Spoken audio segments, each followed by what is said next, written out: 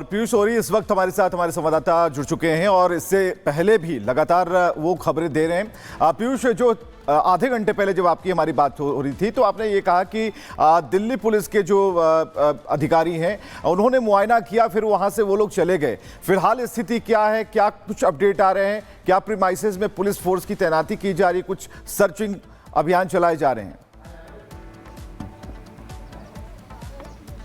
मैं आपको बता दूं विवेक यहाँ पे कि यहाँ पर एक किस्म का आज फिर से दिल्ली के स्कूलों में अफरा तफरी का माहौल पाया गया, जिसमें 40 से ज़्यादा स्कूल हैं जिसमें ये जो बॉम्ब होक्स मैसेज है ये पाया गया, जिसमें अभी दिल्ली डीपीएस आरके पुरम एक ऐसा स्कूल है जिसमें ये बॉम्ब होक्स मैसेज पाया गया, लेकिन यही एक ऐसा स्कूल नहीं, इसके अलावा और ऐसे कई एजुकेशन इंस्टीट्यूशन जिसमें आज ये बॉम्ब होक्स मैसेज पाया गया।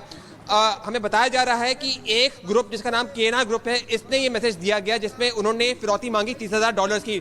लेकिन सबसे बड़ा सवाल ये है कि ऐसी घटनाएं होती रहती है दिल्ली के स्कूलों में, क्या अब इसके बाद जो जांच अधिकारी है वो ये समझ पाएंगे, क्या वो ये समझ पाएंगे कि ये कौन कर रहा है और क्या वो इनको पकड़ पाएंगे, क्योंकि ऐसी घटनाएं दिल्ली में होती रहती है। और आज हमने फिर से देखा कि अफरा तफरी भय का माहौल बनाने की कोशिश की, जिसमें ना केवल डीपीएस आरके पुरम बट दिल्ली के 40 अन्य स्कूलों में भी ये जो बॉम्ब होक्स मैसेज है ये दिया गया। Back to the studio.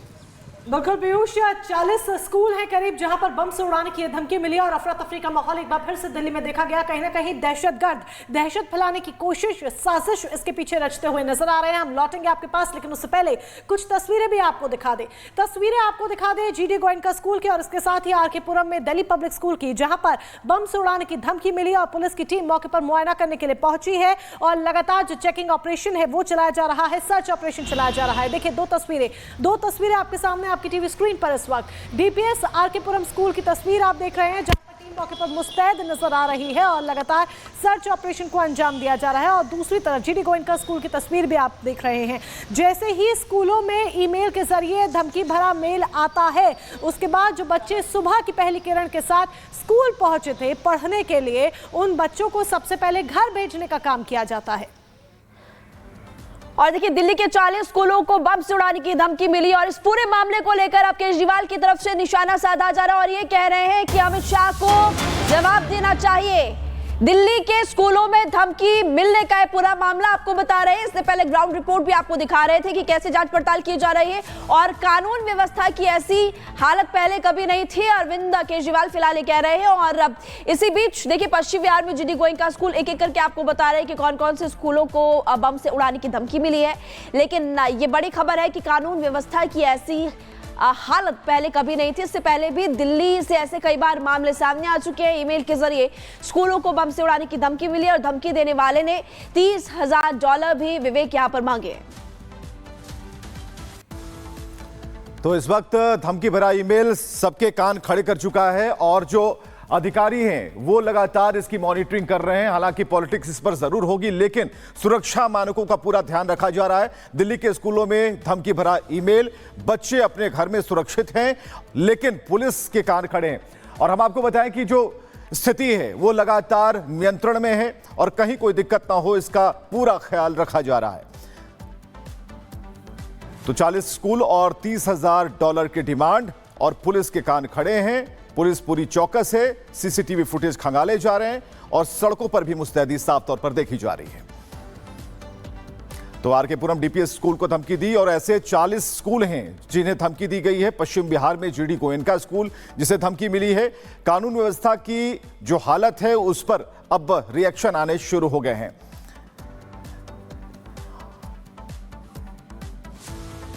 और श्रीनगर से एक बड़ी खबर आ रही है, बारामूला से खबर है जहां पर विस्फोटक मिला है और एक बड़ी जानकारी हम आपको दे रहे हैं बड़ी खबर के तौर पर। और खबर है श्रीनगर बारामूला एनएच पर विस्फोटक मिला और नई जानकारी, इसमें बड़ा अपडेट हम आपको बता रहे हैं कि विस्फोटक की जांच चल रही है कि क्या इंटेंसिटी है इसकी। एनएच पर विस्फोटक मिलने से वहां पर आप देख पा रहे हैं सुरक्षा गार्ड जो हैं वहां पर मुस्तैद हैं और इस वक्त जो बड़ी खबर है कि वहां पर विस्फोटक मिलने के बाद जो सर्च अभियान है उसे तेज कर दिया गया है। तो सुरक्षा बलों ने एनएच की पूरी तरह से घेराबंदी कर ली है और श्रीनगर बारामूला एनएच पर विस्फोटक मिलने के बाद से चौकसी बढ़ा दी गई है। तो चौकसी बढ़ा दी गई है और देखिए पेट्रोलिंग यहां पर की जा रही है। सबसे महत्वपूर्ण बात, जिस तरीके से विस्फोटक मिला है उसके बाद यात्रियों को रोका गया है, यातायात बाधित नजर आ रहा है, बकायदा गाड़ियों की चेकिंग भी की जा रही है और सुरक्षा के एहतियात के तौर पर हर एक जरूरी कदम यहां पर उठाया जा रहा है। और चलिए अब आगे बढ़ते हैं, बात सीरिया की करते हैं, क्योंकि सीरिया में टेंशन है और पुतिन की शरण में राष्ट्रपति असद नजर आ रहे हैं। जिस तरीके से विद्रोहियों ने राजधानी दमिश्क पर कब्जा किया और तेजी के साथ आगे बढ़ते हुए नजर आ रहे हैं, सीरिया में जिस तरह की स्थिति पैदा हो गई है, जिस तरह के हालात पैदा हो गए हैं, विद्रोह की ज्वाला धधक रही है, उसके बाद राष्ट्रपति असद वहां से फरार हो गए हैं और फरार होकर उन्होंने परिवार के साथ रूस में शरण ले ली है। रिपोर्ट देखिए।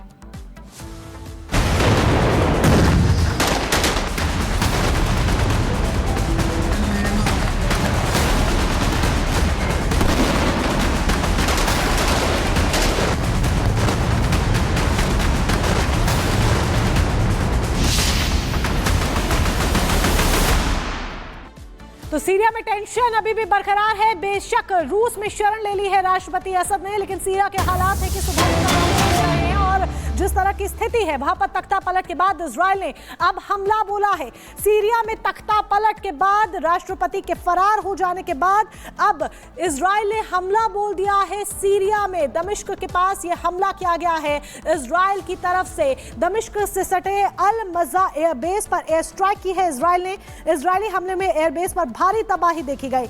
विद्रोहियों ने कल ही एयरबेस पर दरअसल कब्जा किया था, जिसके बाद इजराइल ने यहां पर धावा बोला और अटैक किया। एयरबेस छोड़कर असद समर्थक भाग खड़े हुए हैं। तो सीरिया में जिस तरह के हालात हैं वो तस्वीरों के माध्यम से यहां पर नजर आ रहे हैं और ऐसे में इजराइल ने अटैक किया है। इजरायली हमले में एयरबेस पर भारी तबाही भी देखी गई है। तस्वीर हम आपको दिखा रहे हैं, ये देखिए एयरबेस पर उठता धुएं का गुब्बार, जिस तरीके से अटैक किया गया।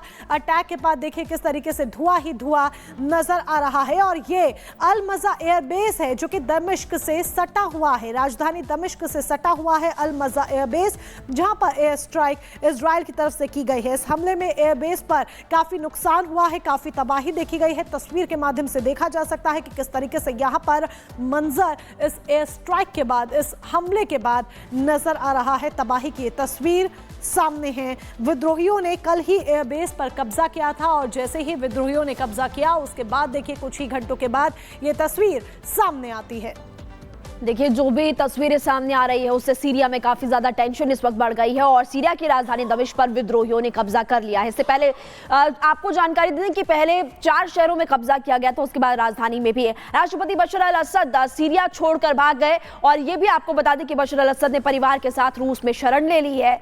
ये खबर सामने आई थी और इसी के साथ साथ आपको यह भी बता दें कि राष्ट्रपति पुतिन ने अल असद को फिलहाल मॉस्को में शरण दी है। खबर मिल रही है कि वो मॉस्को में हैं अपने परिवार के साथ। रूस की मीडिया के हवाले से असद पर यह बहुत बड़ी खबर इस वक्त रिपब्लिक भारत आपको बता रहा है। सीरिया में टेंशन है लेकिन वहां के राष्ट्रपति अब देश छोड़कर भाग गए और रूस में शरण ले ली है। रूस के मॉस्को में वो और उनका पूरा परिवार है। लेकिन सीरिया में जो लोग हैं दहशत में इस वक्त, एक तरफ विद्रोही कह रहे हैं कि हम बदला नहीं लेंगे, लेकिन इसके बावजूद भी अगर हम बात करें सीरिया की तो तमाम बड़े शहर और वहां पर लोग टेंशन में। कल एक छोटे से बच्चे ने क्या कुछ कहा था वो भी हम आपको सुना रहे थे और उसके बाद उस बच्चे की मौत भी हो गई थी। तो वहां पर छोटे छोटे बच्चे, महिलाएं, कई लोगों की जान जा चुकी है और लोग काफी ज्यादा डरे हुए हैं क्योंकि वहां के राष्ट्रपति अपना देश छोड़कर भाग गए ऐसे समय में और अब मॉस्को में उन्होंने शरण ले ली है।